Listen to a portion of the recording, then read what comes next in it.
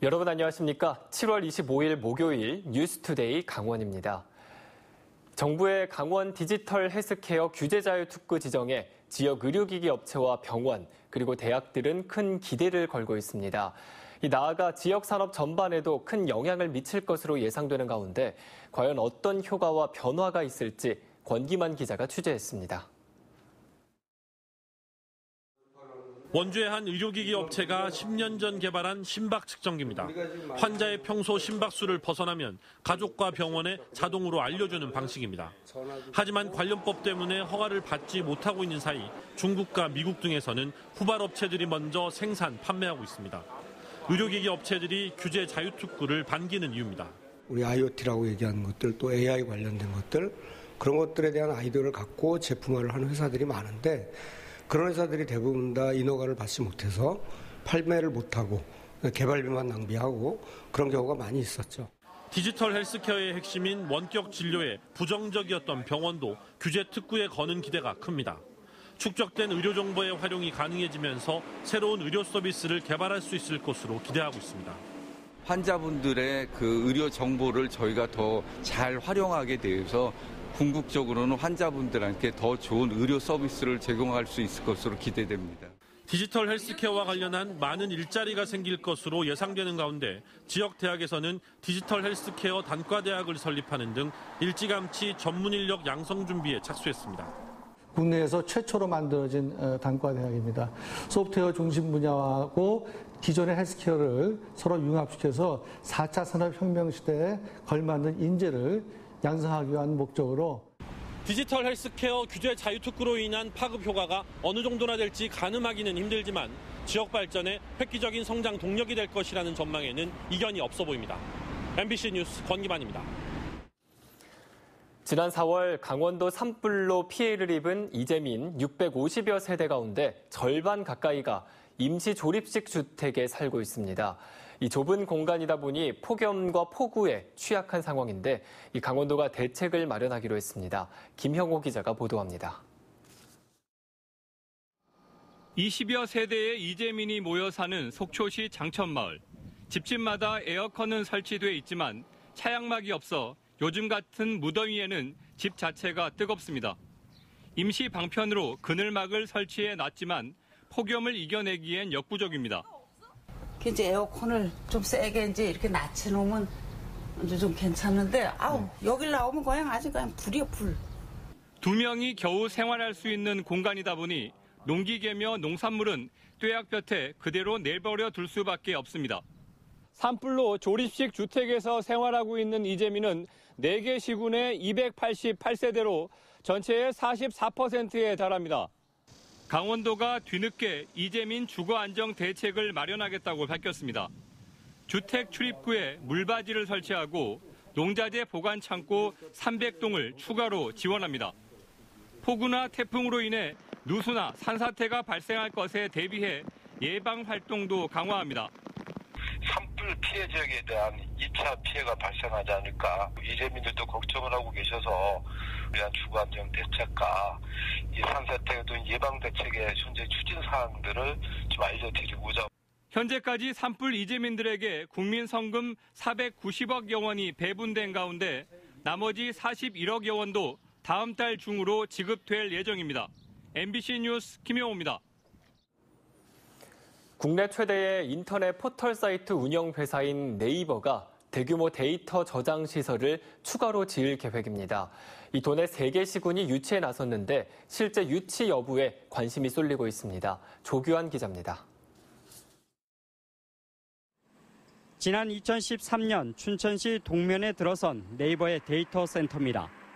약 5만여 제곱미터 부지에 각종 데이터를 모아두는 서버 건물 3동이 있습니다. 이 데이터 센터는 지난해에만 168억 원의 지방세를 낸 것으로 전해졌습니다. 네이버가 오는 2022년까지 모두 5,400억 원을 투자해 춘천보다 2배 이상 큰 규모의 시설을 추가로 지을 예정입니다. 당초 경기도 용인이 사업 부지로 선정됐지만 전자파 등을 우려한 주민들의 반발로 무산되자 사업 부지를 다시 선정하고 있습니다. 이 데이터 센터 유치 전에 강릉과 원주, 정선 등 도내 3개 시군을 비롯해 전국의 100여 곳 이상이 뛰어든 것으로 알려졌습니다. 강릉시는 친환경 관광 도시라는 점을 내세워 경포호와 인접한 20만 제곱미터 부지를 사업 대상지로 제안했습니다. 대부분의 지자체들이 산업단지나 이제 이런 빈 공간을 이용해서 하지만 저희 시는 이제 관광지와 접해 있고 어떤 직원 복지 향상에 굉장히 유리한 지역인 경포 쪽으로 이렇게 제출 의향을 제출하였습니다. 원주시는 부롱 국가산업단지와 일반 산업단지 등 2곳을 제안했는데 수도권과 가까운 접근성을 장점으로 꼽고 있습니다. 정성구는 데이터 센터에 폐광산 갱내수를 효과적으로 이용할 수 있는 점을 부각시켜 유치 의사를 밝혔습니다. 데이터 센터 자체가 열을 많이 발생하기 때문에 일정 온도 유지가 상당히 중요하다고 저희가 알고 있거든요. 그래서 갱내수 같은 경우는 18도 정도가 계속 유지되기 때문에. 네이버는 다음 달 14일까지 최종 제안서를 받아 오는 9월 안에 우선 협상자를 선정할 것으로 전해졌습니다. 데이터 센터가 유치되면 고용 인원이 최대 1,000명에 달할 것이라는 기대 섞인 전망도 있습니다. 하지만 전자파 위의 논란과 지역 파급 효과가 크지 않다는 지적도 있어 도내 유치가 성사되더라도 논란은 있을 것으로 보입니다. MBC 뉴스 조규환입니다. 출산율 감소와 전출 인구가 늘어나면서 동해안과 폐광 지역의 인구 감소세가 아주 심각한 상태입니다. 특히 최근 5년 사이 태백과 고성 지역의 인구는 8% 가까이가 줄었고 삼척과 정선 지역도 5% 넘게 감소했습니다. 홍한표 기자가 보도합니다. 대규모 아파트 단지가 모여있고 강원 관광대학교로 이어지는 태백 지역 대학길입니다. 인구 감소의 경기 침체로 영업난을 견디지 못한 상점들이 문을 닫고 있습니다. 저녁 때쯤 되면은 시내 것만 나가도 사람들이 거의 없다고 하고, 그리고 상가도 7시 이후에는 다 문을 닫으니까. 동해안과 폐광 지역의 인구 감소세가 이어지면서 어려움을 겪고 있습니다. 태백시는 2014년 4만 8천여 명에서 지난해 말에는 4만 4천 명대로 8% 가까이 줄었습니다. 지난해까지 최근 5년 사이 태백과 화천, 고성의 인구가 7% 이상 줄었습니다. 삼척과 정선도 5% 넘게 인구가 줄었고 동해 3.8%, 강릉과 속초는 1.7%, 양양도 1% 감소했습니다. 출산율 감소도 원인으로 지목되고 있지만 무엇보다 일자리와 교육 등의 이유로 떠나는 겁니다. 파격적인 출산 양육비와 전입 장려금, 각종 장학금과 귀농 지원책을 쏟아내도 빠져나가는 인구를 잡기가 쉽지 않습니다. 인구가 감소하면 지자체의 세수가 줄어들고 교육과 보육, 교통 등의 복지 서비스도 열악해질 우려가 있습니다.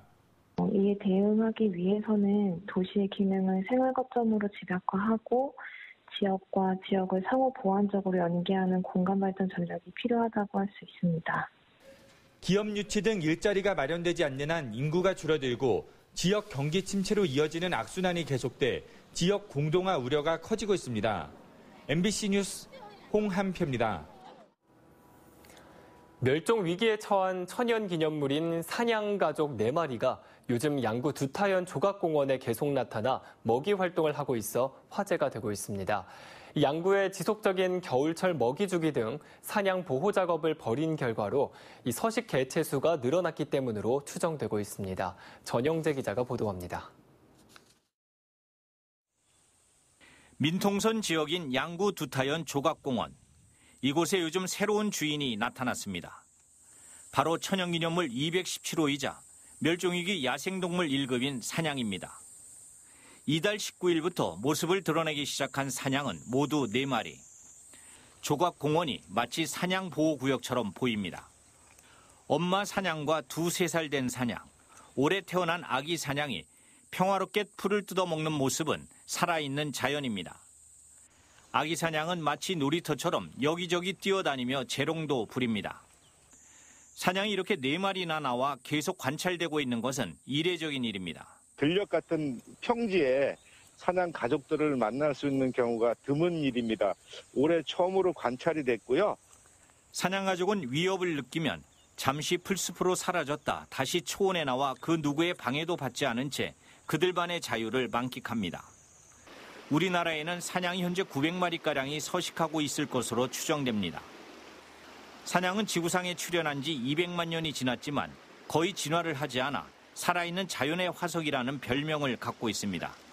양구에는 우리나라에서 처음으로 사냥의 보금자리인 사냥증식센터를 지난 2007년부터 운영하며 다친 사냥과 사냥 개체수를 늘려 자연에 놓아주고 있습니다. 멸종 위기에 처한 귀한 생명문화재 사냥이 지속적인 보호 대책이 추진되면서 우리 곁으로 점점 더 가까이 다가오고 있습니다. MBC 뉴스 전영재입니다. 평창 동계올림픽 포상을 받는 돈의 인사가 강원도 요구의 절반도 되지 않는 것으로 드러났습니다. 행정안전부는 2018년 평창 동계올림픽 관훈 포장 등 포상 인사 규모를 1,006명으로 결정하고 이 중 강원도 인사는 301명으로 결정했습니다.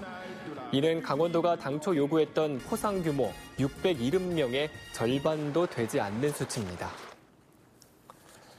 영동 지역 산불 피해 주민들을 위한 국민 성금이 모두 560억 원이 넘게 모인 것으로 확인됐습니다. 강원도에 따르면 구호협회에 350억 원, 공동모금회 160억 원, 대한적십자사 23억 원 등 모두 560억 9천만 원이 모금돼 이 중 490억 원이 지출됐습니다. 지출 내역은 주택 피해와 세입자를 위해 350억 원이 지원됐고 중소상공인을 위해 90억 원, 가전제품 피해 보상액 27억 원, 그리고 어린이 세대 긴급 생계비 지원에 10억 원 등이 쓰였습니다. 또 남은 금액 중 41억 원은 고성과 속초, 강릉과 동해 등 4개 시군의 이재민 지원금으로 쓰이고 29억 원은 재난위기가정 등 추가 지원이 필요한 세대에 지원될 예정입니다. 삼척시 가곡면에서 16명의 사상자를 낸 승합차 전복 사고의 원인을 밝히기 위한 경찰 수사가 본격적으로 진행되고 있습니다. 삼척경찰서와 국립과학수사연구원은 사고 현장에서 조사를 벌인 뒤 사고 차량의 브레이크 파열 여부와 차체 결함 여부, 그리고 정비 불량 가능성 등에 대해 정밀 감식을 벌였습니다. 또 이번 사고로 다친 일부 탑승자들을 상대로 사고 당시 상황 등을 추가로 조사했습니다. 양구 2사단 해체 철회 범군민 추진위가 본격적인 대정부 투쟁에 나섭니다. 범군민 추진위는 다음 달부터 2차례 국방부 정문과 국회 정문 앞에서 걸기대회를 열기로 했습니다. 걸기대회에는 양구 지역 기관과 사회단체 회원 700명, 그리고 노도부대 전후 회원 100명이 참가해 성명서를 발표하고 피켓 시위를 벌일 예정입니다. 또 양구 군민의 60% 이상인 15,000명을 목표로 서명운동도 벌일 계획입니다. 일본의 무역 보복 조치에 대한 일본 제품 불매 운동이 확산되는 가운데 양양중학교가 일본 현장 체험을 취소했습니다. 양양중학교는 당초 전교생과 교사 등 417명이 오는 9월 16일부터 19일까지 3박 4일 일정으로 일본에서 현장 체험을 할 예정이었습니다. 하지만 학부모와 지역사회에서 일본 방문을 자제해야 한다는 여론이 있어 일본 일정을 전격 취소하고 동남아 또는 중국으로 대체하기로 했습니다. 춘천시가 여름철 혼자 사는 노인들의 건강을 위해 다양한 폭염 대책을 추진합니다. 먼저 지역 독거노인 중 건강이 좋지 않거나 경제적으로 어려운 1,300여 명을 선정해 일주일에 2번 이상 생활관리사가 전화로 안부를 확인하고 직접 찾아 건강을 살피게 됩니다. 또 관내 경로당 353곳에 한 곳당 최대 20만 원의 냉방비를 지원하게 됩니다. 춘천시는 폭염으로 두통과 현기증을 느낀다면 즉시 119 등에 전화해 줄 것을 당부했습니다. 공군 제8 전투비행단이 건국 100주년을 맞아 공군 출신 6.25 참전용사 가정을 방문해 국가유공자 명패를 전달합니다.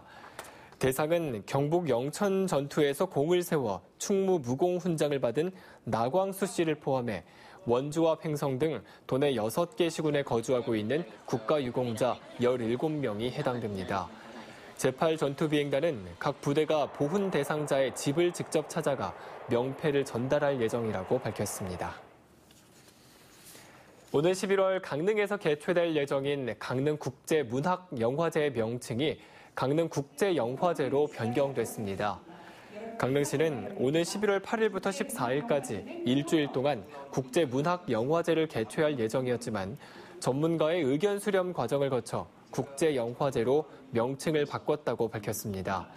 현재 강릉시는 영화제 인력 50명을 채용했으며 행사 개최 때까지 자원봉사자와 단기 인력 등 약 500여 명을 추가 채용할 계획입니다.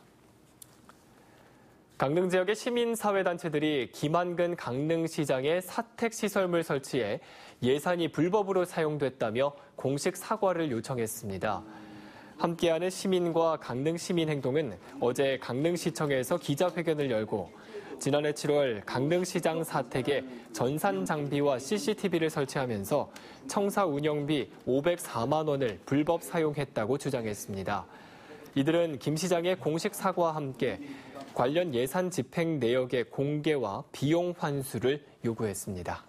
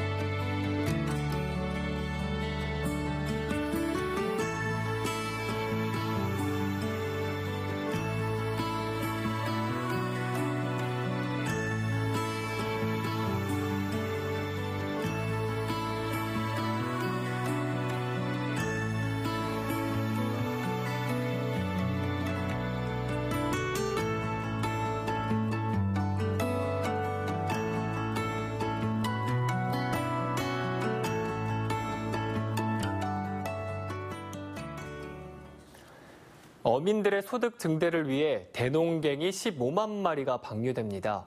강원도 내수면 자원센터는 오는 29일부터 다음 달 1일까지 나흘 동안 인제 소양호와 양구 8호호, 평창 평창강, 그리고 원주 섬강 등 4곳에 대농갱이 15만 마리를 무상 방류한다고 밝혔습니다. 대농갱이는 민물고기 중 최고의 매운탕감으로 꼽히는 어종이지만 최근 외래 어종 확산에 따라 그 개체수가 줄어들었습니다. 이상으로 뉴스투데이 강원을 마칩니다. 시청해주신 여러분 고맙습니다.